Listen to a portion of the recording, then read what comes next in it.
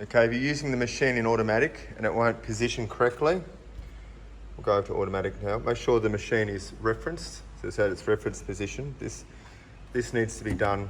This needs to be done when it's in manual. The machine will be returned back to its reference position. So if you go to automatic, at the moment I've got it set in 90, and then you press start. And the machine won't start or it won't go to the correct angle. There's a sensor underneath here. You can see there's a proximity switch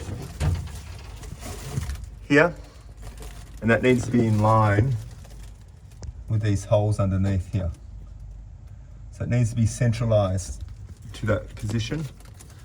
So I'll push it in the right spot. You can see there's a little LED that's come on there. So it's in the middle of these holes here. You can see these holes here. So it needs to be centralized.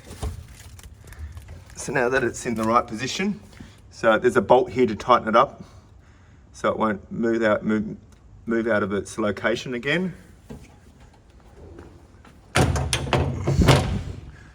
So now reset the machine and it rotates the position. So that works like an encoder. It lets the machine know exactly what location or angle the table's at. So it's something to check.